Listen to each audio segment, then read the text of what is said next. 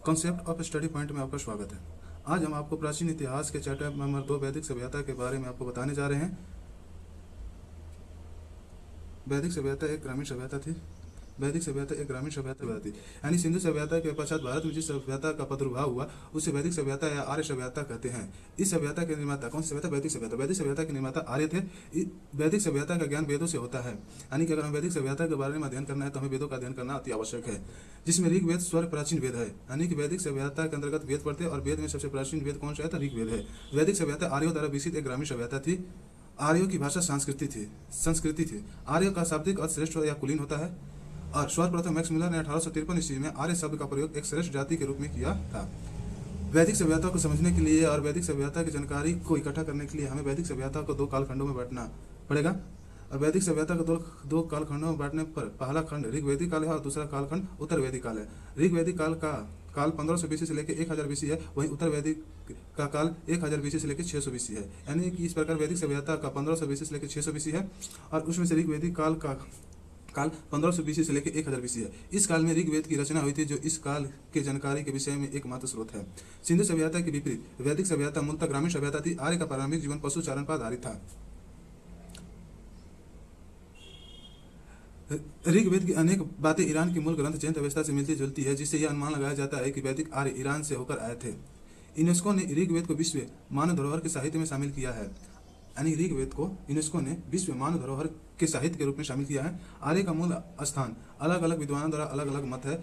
जैसे max Miller का कहना है कि आर्यों का मूल स्थान मध्य एशिया यानी कि बैक्टीरिया क्षेत्र है। वहीं बाल गंगाधर तिलक का मानना है कि आर्यों का मूल निवास स्थान उत्तरी ध्रुव है। वहीं दयानंद सरस्वती का मानना है कि तिब्बत है। पेनका का मानना है कि जर्मनी है। गाइलस का मानना है कि हंगरी है और अविनाश चंद्र दास का मानना है कि सप्तसैन्य प्रदेश है। सामान्यतः यह माना जाता है कि आर्य मध्य एशिया के निवासी थे।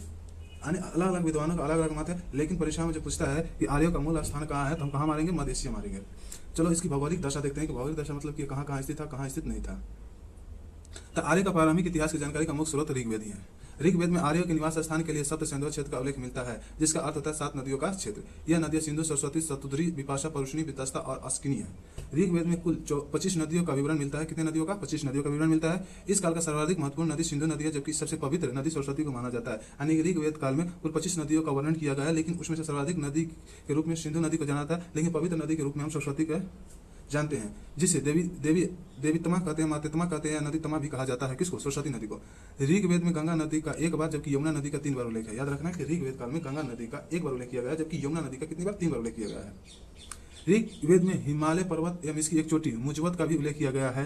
ऋग्वैदिक कालिक नदियाँ यानी कि आज की जो नदियाँ उसको ऋग्वैदिक काल में किस नाम से पुकारते हैं? जैसे आधुनिक नाम रावी। रावी को प्राचीन काल में किस नाम से पुकारते हैं? तो परुष्णी नदी के नाम से पुकारते हैं। सतलज नदी को शतुद्री नदी के नाम से पुकारते थे। चिनाब नदी को आस्किनी के नाम से पुकारते थे। झेलम को वितस्ता के नाम से, वहीं व्यास को विपाशा के नाम से, गोमल को गोमती के नाम से, काबुल को कुंभा के नाम से, गंडा को सादानीरा के नाम से और इंडस को सिंधु नदी के नाम से और कुर्रम को कुंभ नदी के नाम से जानते थे।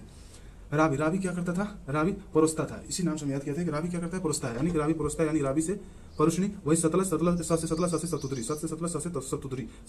सतुद्री। चिनाब क्या करता है? चिल्लाता है। चिल्लाता कौन है? आस्किनी क्या करता है? चिल्लाता है यानी कि चिनाब हो गया आस्किनी। झेलम को कौन झेलता है?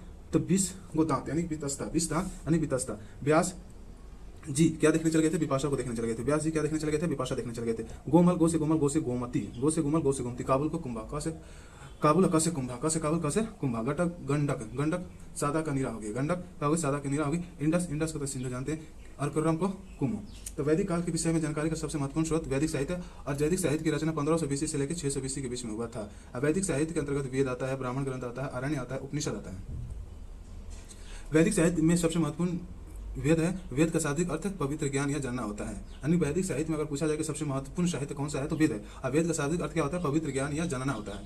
वेद की रचना ईश्वर से किया गया है, इसलिए इसे वेदों को अपरुष कहा जाता है। अपरुष क्यों कहा जाता है? यानी कि पुरुष द्वारा नहीं लिखा गया बल्कि ईश्वर द्वारा इसकी रचना की गई है।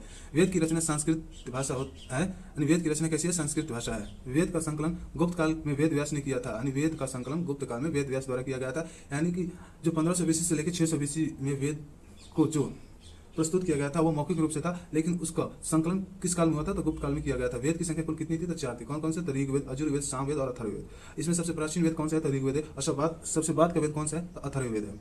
यह सभी वेदों में सबसे प्राचीन वेद है कौन? ऋग्वेद। ऋग्वेद सभी वेदों में सबसे प्राचीन वेद है। इसमें टोटल 10 मंडल यानी 10 अध्याय यानी 10 पाठ है। इसमें 1028 सूक्त यानी कि मंत्र है। इसमें कुल कितने मंत्र है? 1028 मंत्र है यानी सूक्त है, और 10,580 ऋचाएं हैं। 10,580 ऋचाएं हैं। वेद के पढ़ने वाले ऋषि को होत्री कहते हैं। वेद को पढ़ने वाले ऋषि को क्या कहते हैं? होत्री। यानी जो व्यक्ति वेद को पढ़ता है उस व्यक्ति को हम होत्री कह के पुकारते थे। ऋग्वेद का सबसे पुराना मंडल दूसरा मंडल और सबसे 7वां है, जबकि सबसे नया मंडल पहला और 10वां है।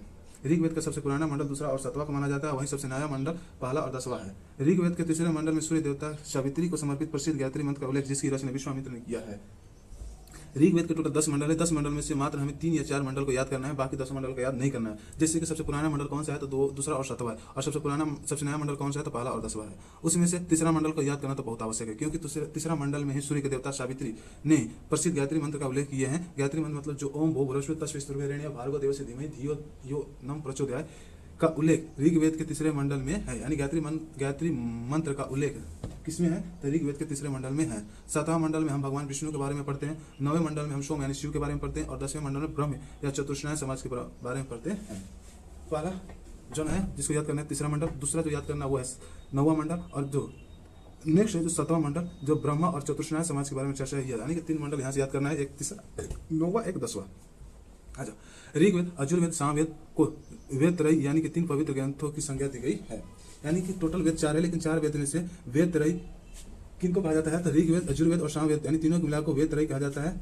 इसमें अथर्ववेद को नहीं मिलाया जाता है, क्योंकि अथर्ववेद की रचना, ये तीनों वेद की रचना हो जाने के कई सालों बाद अथर्ववेद की रचना हुई थी, इसलिए वेद त्रयी में अथर्ववेद को शामिल नहीं किया जाता है। अब आज सभ्यता के बारे में पढ़ते हैं, साहित्य के बारे में पढ़ रहे, अब आते हैं वैदिक सभ्यता के बारे में पढ़ते हैं। तो यजुर्वेद, सामवेद और अथर्ववेद की रचना उत्तर वैदिक काल में हुई थी, जबकि ऋग्वेद की रचना ऋग्वेदिक काल में ही हुई थी। यजुर्वेद, इसमें यज्ञों के नियमों एवं विद्वानों का संकत है, इसलिए इसे कर्मकांडीय वेद भी कहा जाता है। यजुर्वेद गद और पथ दोनों में यजुर्वेद के 2 भाग हैं, शुक्ल यजुर्वेद और कृष्ण यजुर्वेद। शुक्ल यजुर्वेद में केवल पथ है, और कृष्ण यजुर्वेद में गद और पथ दोनों में है। यजुर्वेद के मंत्रों का उच्चारण करने वाले पुरोहित को अधर्वयु कहा जाता है। इस वेद में कुल 9990 मंत्र संग्रहित है। इस वेद में कुल 9990 मंत्र संग्रहित है। यजुर्वेद के प्रमुख उपनिषद कपोनिषद है, मैत्रायत्री है, श्वेताश्वरूपी निषद है, सामवेद। शाम का अर्थ गान होता है। इसमें मुख्यतः यज्ञों के अवसर पर गाए जाने वाले मंत्रों का संग्रह है। इस भारतीय संगीत का जनक कहा जाता है। 7 स्वर सा रे गा मा पा धा नी की उत्पत्ति इसी से हुई है। यानी सामवेद का शाब्दिक अर्थ होता है गान, यानी गीत होता है, और यह मुख्यतः यज्ञों के अवसर पर ही गाया जाता था, ना कि जब मतलब यानी ये किसी खास यानी कि जब यज्ञ का अवसर होता था तभी ये सामवेद का उच्चारण किया जाता था। सामवेद में कुल 1875 ऋचाएं हैं। कितने हैं? 1875। सामवेद में मूल रूप से 99 मंत्र है, 80 ऋग्वेद से लिए गए हैं। सामवेद के मंत्र के उच्चारण करने वाले ऋषि को उद्गाता कहा जाता है। इसमें मुख्यतः सूर्य की स्तुति का मंत्र है। सामवेद के प्रमुख उपनिषद छंदोग्य और जैमिनीय है। अथर्ववेद यह सबसे आधुनिक वेद है। इसकी रचना अथर्वा ऋषि द्वारा किया गया था। इसमें टोटल 731 सूक्त, 20 अध्याय और लगभग 6000 मंत्र है। आर्य के साथ साथ अनार्य का भी उल्लेख है। किसमें? अथर्ववेद में। इस वेदों में जादू टोना, रोग निवारण, तंत्र मंत्र, औषधि प्रयोग इत्यादि का विवरण मिलता है। किसमें? अथर्ववेद में। अथर्ववेद में साबा और समितु को प्रजापति को दो पुत्री की संज्ञा दिया गया है। अथर्ववेद में ही पाठ्यकर्ता को ब्रह्मा कहा जाता है। अथर्ववेद के पाठ्यकर्ता को क्या कहा जाता है? ब्रह्मा कहा जाता है। अथर्ववेद का उपनिषद मुंडकोपनिषद, प्रश्नोपनिषद, मांडूकोपनिषद, नोट, इन चारों वेदों को संहिता कहा जाता है। भारत का राष्ट्रीय वाक् सत्य में जैसे मुंडकोपनिषद से लिया गया है। भारत का राष्ट्रीय वाक् सत्य में जैसे कहाँ से लिया गया है? मुंडकोपनिषद से लिया गया है। अब जैसे वेद को पढ़ने वाले ऋषि को क्या कहते हैं? होत्री कहते हैं। यजुर्वेद को पढ़ने वाले ऋषि को अधर्वयु कहते हैं। सामवेद को पढ़ने वाले ऋषि को उद्गाता कहते हैं। अथर्ववेद को पढ़ने वाले ज्ञानी को ब्रह्मा कहा जाता है। अब आजा सभी वेद का ब्राह्मण ग्रंथ है। जैसे ऋग्वेद का ब्राह्मण ग्रंथ कौशिकी और तैत्तिरीय, इसको याद करने के लिए एक ए मतलब तैत्तिरीय, का मतलब कौशिकी। यजुर्वेद का हो गया सतपथ और तैत्तिरीय, याद करने का ट्रिक सत सा मतलब सतपथ, अतः मतलब तैत्तिरीय। सामवेद का बस सामवेद, सा मतलब 5-20 लेके या इसके बाद गाना स्टार्ट। सामवेद में 5-20 पढ़ो और गाना स्टार्ट। यानी कि सामवेद का ब्राह्मण ग्रंथ कौन था? 5-20। अथर्ववेद का कौन सा ब्राह्मण ग्रंथ है? गोपत, यानी गोबर कदलन, तो गोपत। अब आ जाए इसका उपवेद। वेद का उपवेद कौन कौन से? जैसे ऋग्वेद का उपवेद आयुर्वेद है, यजुर्वेद का धनुर्वेद है, सामवेद का गंधर्ववेद है, अथर्ववेद का शिल्पवेद है। ऋग्वेद का आयुर्वेद, यजुर्वेद का धनुर्वेद, यजुर्वेद, सामवेद का गंधर्ववेद, सामवेद का गंधर्ववेद, साम मतलब गाना, गाना मतलब गंधर्व। अथर्ववेद का शिल्पवेद, अथर्ववेद मतलब रचना की चर्चा की गई यानी कि शिल्प की चर्चा की गई यानी शिल्पवेद। अब आजा उपवेद को पढ़ने वाले ज्ञानी को क्या कहते हैं? जैसे कि आयुर्वेद को पढ़ने वाले को प्रजापति कहते हैं, धनुर्वेद को पढ़ने वाले को विश्वामित्र कहा जाता है, गंधर्ववेद को पढ़ने वाले को नारद कहा गया है, और शिल्पवेद पढ़ने वाले ज्ञानी को विश्वकर्मा कहा गया है। सभी ब्राह्मण ग्रंथों में सबसे विशाल शतपथ ब्राह्मण ग्रंथ है। शतपथ ब्राह्मण ग्रंथ किस वेद के अंतर्गत आता है? तो अजुर्वेद ग्रंथ के अंतर्गत आता है। अथर्ववेद को छोड़कर सभी वेदों पर आरण्य साहित्य की रचना हुई है। अथर्ववेद को छोड़कर सभी वेद पर आरण्य साहित्य की रचना हुई है। आरण्य का मतलब होता है जंगल में बैठकर इसकी रचना करना। जंगल में इसकी रचना होने के कारण इसे आरण्य कहते हैं। वैदिक साहित्य का सबसे अंतिम भाग उपनिषद है, इसलिए इसे वेदांत दर्शन भी कहते हैं। उपनिषद का अर्थ गुरु के समीप बैठकर ज्ञान की प्राप्ति करना होता है। उपनिषद की कुल संख्या 108 है। उपनिषद की कुल संख्या कितनी है? 108 है। उदाहरण के लिए मुंडकोपनिषद में किसकी चर्चा की गई? सत्य में, जैसे कि श्वेताश्वर उपनिषद में सत्यम शिवम सुंदरम। कठोपनिषद में यम और नचिकेता का संवाद है। जाबालोपनिषद में 4 आश्रम की चर्चा किया गया है। जाबालोपनिषद में 4 आश्रम, कौन 4 आश्रम? जाबालोपनिषद में 4 आश्रमों का उल्लेख किया गया है। वो कौन कौन 4 आश्रम है? तो ब्राह्मण्य जीवन, इसके बाद गृहस्थ जीवन, इसके बाद सन्यासी जीवन, इसके बाद सन्यासी जीवन के बाद कौन सा जीवन होता है? बुला रहा हूँ। ब्रह्मचर्य गृहस्थ और ब्रह्मचर्य गृहस्थ सन्यासी एक होता है, याद नहीं आ रहा है।